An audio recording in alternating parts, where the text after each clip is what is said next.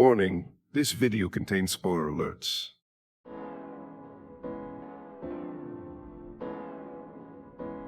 In this series, we'll be looking at every movie in the Godzilla franchise, from 1954 to 2024, and learn about the many monsters who were introduced. The Godzilla franchise comprises of 33 official Japanese movies, 5 official US adaptations, and 5 other movies for Rodan and Mothra. For those not familiar with the events and characters in the franchise, this series will help you get familiar with them. Now for the 11th movie of the franchise, Godzilla vs. Hedorah, 1971. It started by showing how man's development had polluted the environment and gave birth to a new monster of alien origin known as Hedorah. A young boy, Ken Yano, was in his backyard playing with his toys that were Godzilla figurines. Yukio Kuchi, an environmental enthusiast, came to visit Ken and his family. He asked if Ken liked Godzilla, but Ken said that Superman can beat them all. Then his mother, Tashi Yano, called him inside for lunch. Inside, Ken's father and marine biologist, Dr. Toru Yano, was feeding the fish inside a fish tank. Then an old fisherman, Grayson, came to see Dr. Yano about something strange that he found while fishing. It looked like a giant black tadpole, but tadpoles don't live in seawater. Grayson said that he found it while fishing for shrimp, but not a single shrimp was found in the bay. He said that fishing in the bay was done now if all they caught were monsters. A few days later, Dr. Yano and his family, along with Yukio, were having lunch and saw a news report about a creature who was seen near an accident with 2 boats in the bay. The news report was not sure if to call it a denizen of the sea or a secret weapon from an enemy country.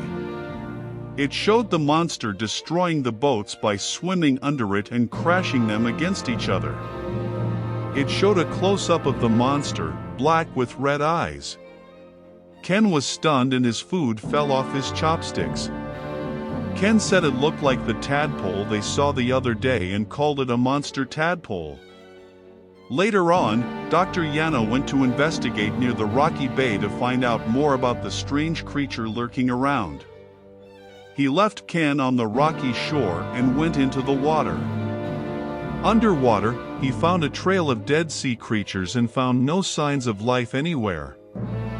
Meanwhile, Ken was looking for any signs of life in the shellfish that was attached to the rock. But nothing was alive in them. He then got knocked over by a wave and saw the monster coming directly towards him. It jumped at him and Ken used the knife to defend himself by slicing through the monster. But then it left and went back into the sea. He then called out to his father to warn him about the monster, but there was no answer. Dr. Yano was still searching underwater, but he saw the monster swimming above him. He tried to hide, but the monster found him and attacked him. Ken stood on the rocky shore, waiting for his father to come back, and he kept calling out to him since it was after 2 p.m., the time he was supposed to return. Ken then left to get some help. Later, back home, Dr. Yano was injured and was being interviewed by a reporter on what happened. The creature Dr. Yano saw was smaller than the one that destroyed the boats. Ken called them Hedorahs because they came out of the mud. Dr. Yano and Ken were both injured because they touched Hedorah. But Dr. Yano was in worse shape since he could not move and his right eye was blinded. Only Ken's hand was injured. It then showed an animated clip of Hedorah drinking the fluid from a ship. Then Godzilla came. It showed a pile of trash moving through the ocean and Hedorah was killing all the coral reefs and sea creatures in his path. Ken then said a poem he wrote for school about atomic bombs, hydrogen bombs, radioactive fallout, poison gas and man's garbage falling into the sea, and that Godzilla would rampage if he saw all this. Godzilla then used his atomic breath to destroy the pollution in front of him. Back at Ken's house, Dr. Yano went to take a look at the giant tadpole they got and noticed that its tail had broken off after being left out in the open for so long. But his wife insisted that he rest.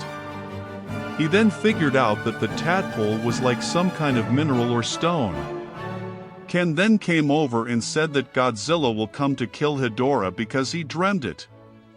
Dr. Yano then put 2 small pieces of the tadpole into 2 separate cylinders of water and noticed that the pieces turned into smaller tadpoles that were alive. He emptied both cylinders into a bigger dish and saw that both tadpoles merged into one tadpole. He then knew that Hedorah was born from the sludge of dirty water from the bay, and the pieces of him were uniting to become bigger. He said that as long as they kept dumping sludge into the sea, Hedorah would become bigger than Godzilla. Out at sea, Hedorah was coming ashore. At a party, a disco was being held by environmental enthusiasts, and the performer, Miki Fujiyama, was dancing and singing. Yukio was also there. But Hedorah was coming onto land while the party was going on. Hedorah then evolved to walk on land. Plumes of smog were spewing out of him and sludge was being dropped everywhere. But then Godzilla came and blasted his atomic breath near Hedorah to get his attention. Hedorah then flew over to Godzilla and attacked him. Godzilla struggled to get him off and shoved his claws through him. He throwed him off and grabbed onto his legs to spin him around. But sludge was getting everywhere and Hedorah let a piece of him get away while Godzilla was distracted. In a small home, a group of men were gambling but were interrupted when the sludge hit their window and a piece of Hedorah crashed through the wall. They all died soon after coming into contact with Hedorah. It then escaped and entered the building the disco was being held in. Everyone panicked and moved away from the stairs. But then Hedorah went back up the stairs, leaving sludge everywhere. Everyone was confused and saw a cat covered in sludge, licking it from off the floor. Miki and Yukio escaped into the parking lot and got into the car. But they saw Hedorah with Godzilla trying to catch up to him. Godzilla and Hedorah were having a conversation, but Miki and Yukio were confused. Hedorah then spit an acidic substance at Godzilla and jumped away. Godzilla blasted him with his atomic breath, but only sparks and electric currents came out. Hedorah was unharmed. He tried again, but the same thing happened again. Hedorah jumped away again into the sea and Godzilla went after him. Godzilla then blasted his atomic breath at the water to try to attack Hedorah.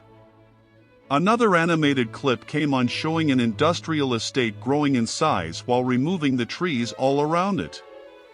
Then it showed Hedorah flying down to absorb all the smog spewing from the industrial estate and fly away, leaving a trail of smog behind it. Later on, a news report said that the fight between Godzilla and Hedorah left 35 dead, 81 injured, and 320 houses destroyed.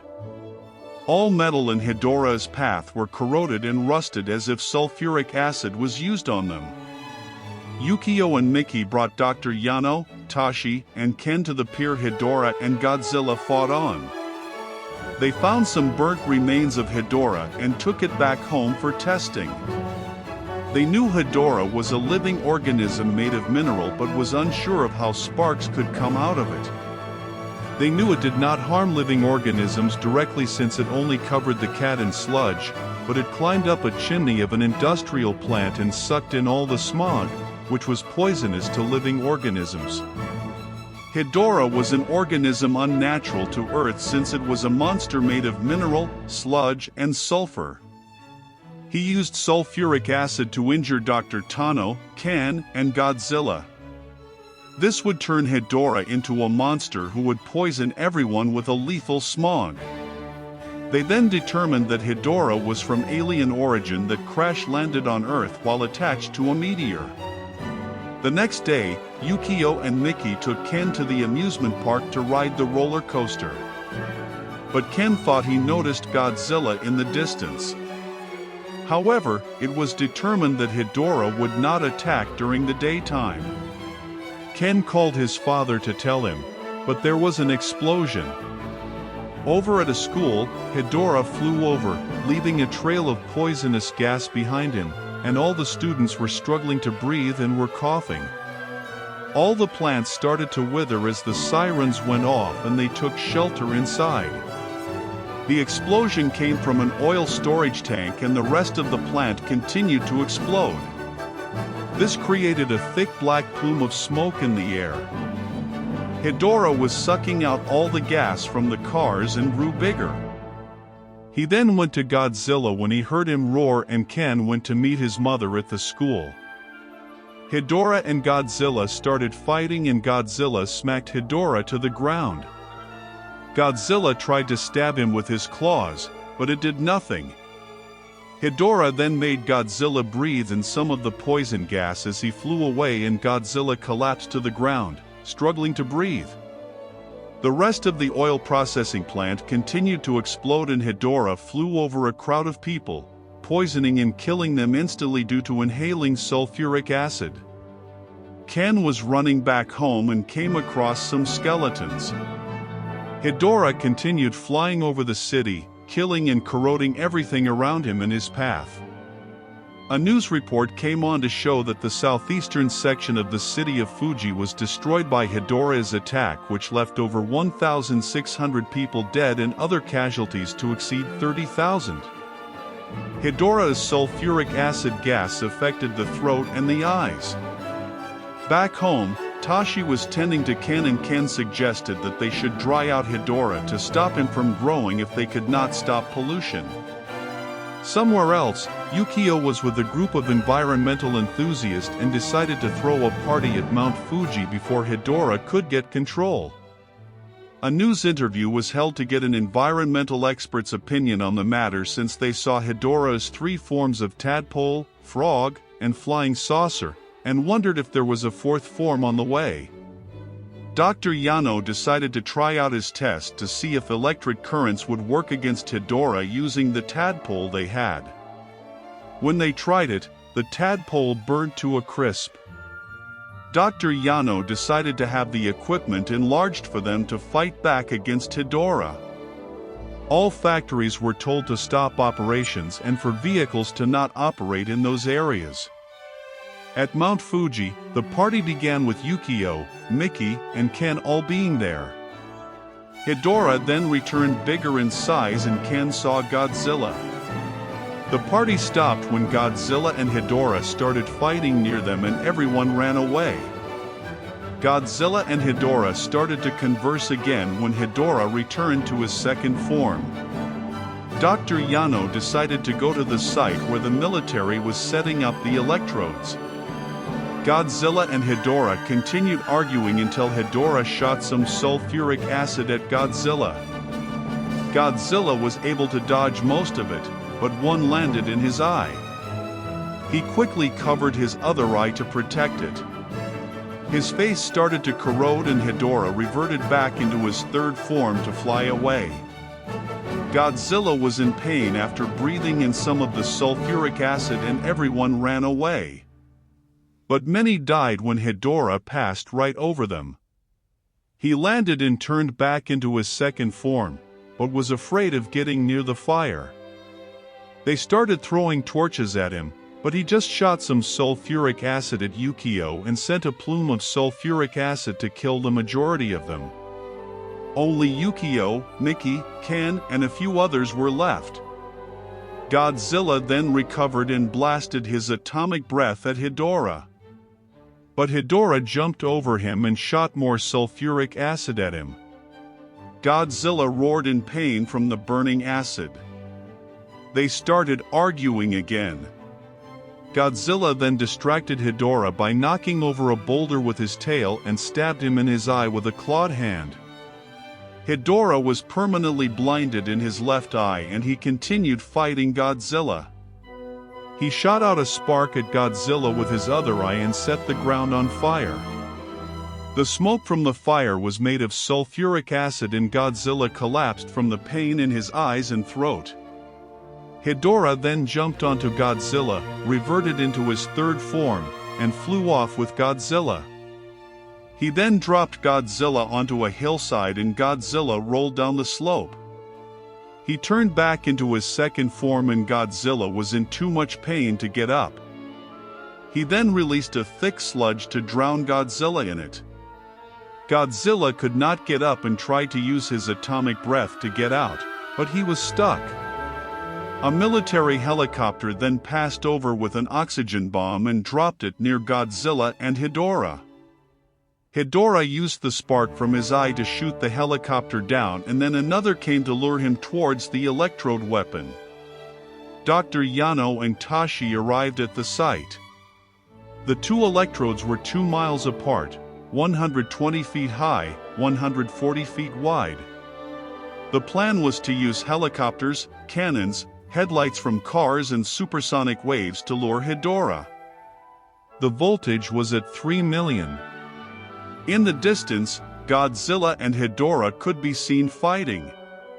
Godzilla and Hedorah came rolling down the hillside as they were fighting and crashed into one of the electric towers that connected the electric wires. They continued fighting, but Hedorah's attacks only knocked Godzilla back down. Hedorah then came over to the weapon site and they used the car's headlights to lure Hedorah into the center of the electrodes. The repairs to the electric towers needed 10 more minutes to finish. Hedorah then stopped when he heard another helicopter pass by and dropped another bomb on him.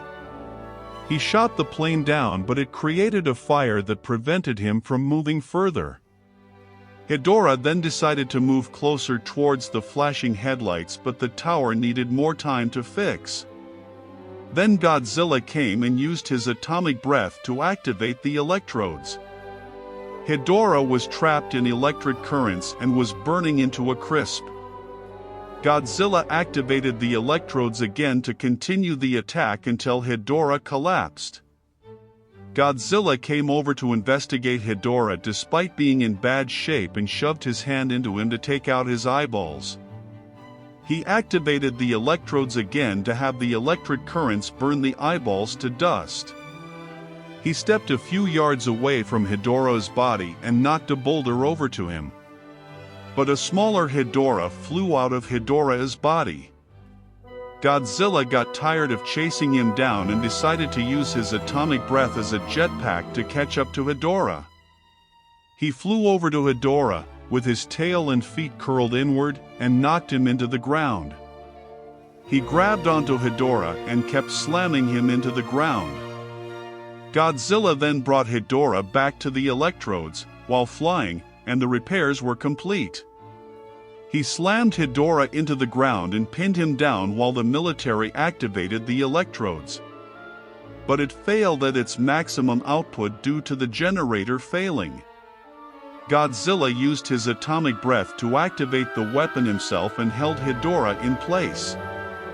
Hedorah then burned to a crisp and Godzilla ripped out everything from inside Hedorah to leave behind an empty shell. He activated the electrodes to burn the last of Hedorah to dust. Godzilla then left after glaring at the humans in the military and saying goodbye to Ken.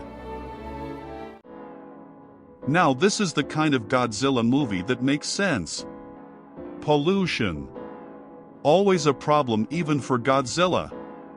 This was also much better than All Monsters Attack since it actually made a serious topic into an entertaining movie.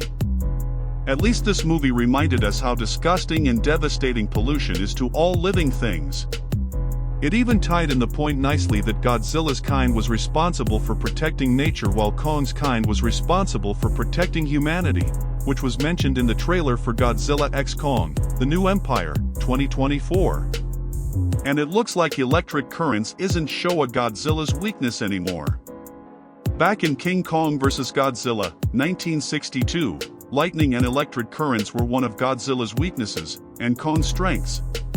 But in this movie, Mothra vs. Godzilla, 1964, and later on in Godzilla vs. Mechagodzilla, 1974, electric currents and lightning doesn't even affect him to be called a weakness, but more of a strength.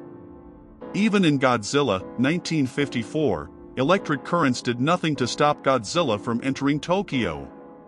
I'm just glad Toho decided to change that, because it didn't even make sense when they introduced that idea in King Kong vs. Godzilla.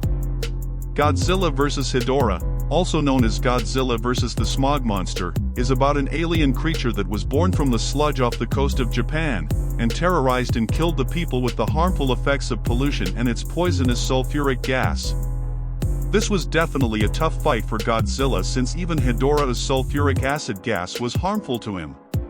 But at least this movie gave all fans something to remember for years: Flying Godzilla, or Jetpack Godzilla as some call him.